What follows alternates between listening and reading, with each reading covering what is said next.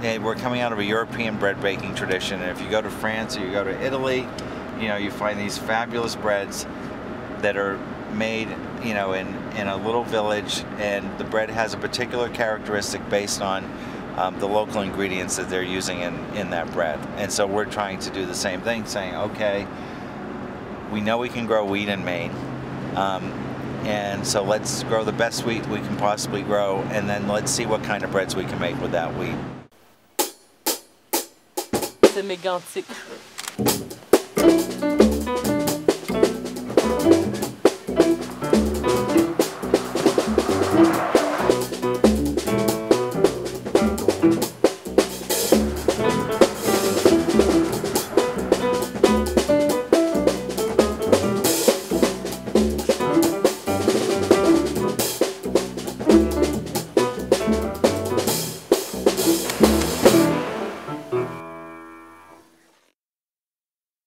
When you think wheat in Canada, it's Saskatchewan or Alberta, Manitoba, maybe Ontario. Quebec has less than 1% of all wheat production in Canada, and yet they do have a thriving local bread wheat system, and that's what we went to see. The climate in Quebec is relatively similar to what it is in the Champlain Valley and northern parts of Vermont, so we know that a lot of the same varieties and same practices will work in both areas. More or less, we've got about the same climate. Length of growing season is probably longer there. We tend to get a lot of rain, and that causes some quality problems in terms of disease. Our host for the trip was Elisabeth Vachon, and she is an agronomist working with the Moulins de Soulanges. She has an experience working with organic growers, and the mill hired her to work specifically on organic bread wheat production. A lot of their success is credited to her. She's provided a really key service in terms of bridging the farmers growing for the mill and the mill and bakers. So she understands what baking quality is needed in bread wheat, and she also knows the production practices needed to attain that quality. Now we're going to La Ferme des Belles Prairies, which is a farm that makes organic raw cheese since 2000. And the reason why I'm bringing you there is because it's the type of farm that will look like what you will find in Vermont and in Maine. They cultivate on clay soils, and 50% of it is not tile drained. So that's what I think I had seen in Vermont also. 4 générations de Gosselin qui sont ici dans cet endroit. Okay. So it's the 4th generation of the farm, and so his father bought the farm in 1950. You have a great cheese operation and are very busy with that and very successful. What is it that interests you about growing wheat? Ah, c'est Elisabeth. See the power? Non, la vraie raison, c'est que si vous regardez sa rotation, on a le barley, c'est ça? Yeah, barley. Et c'est une plante qui est mal adaptée à la production biologique parce qu'elle n'est pas feuillue, elle laisse trop de lumière au sol, donc trop de lumière aux mauvaises herbes. Et ça faisait longtemps que on l'avait en tête, puis cette année on s'est dit on y va. Ça ouais. Non, ça va. I made this photocopy this morning. It's the rotation plan. When you make a crop rotation, it takes a long time. It may take a whole day to really think it over. But once it's done for 13 years now that or 15 years now that he's using the same.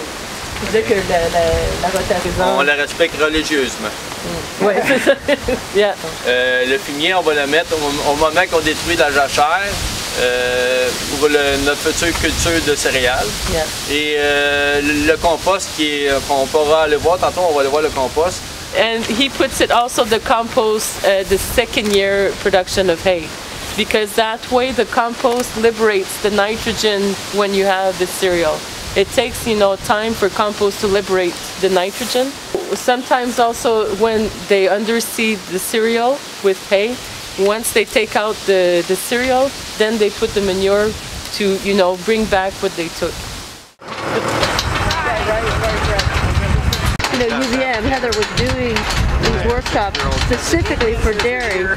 To grow grain. To grow grain for dairy. Right. Because the price had escalated. And we showed up at these first meetings and it was 100%, or actually 98% dairy farmers, and then the two of us. And we looked around saying, well, but we want it for some other purpose, and so it sort of evolved into this. But they weren't growing wheat, were they? They were being encouraged to grow a whole variety of grains in rotation. Excusez.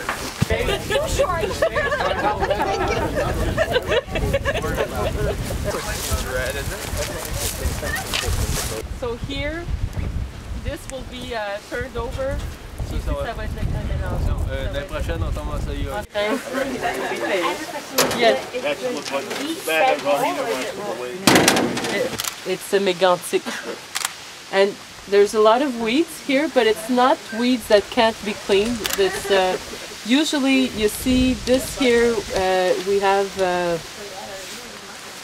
we identified it as like rumex.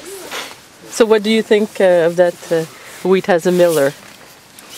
Well, I like part of it. It would clean well. Yeah, it would clean well. Yeah. To do wheat right, you've got to get all the details correct in Maine. There isn't a lot of margin for error. In order to make wheat for human food, if you miss the mark, it can be for animal feed, and that's a legitimate use of wheat. But the requirement for human food is you've got to do everything right.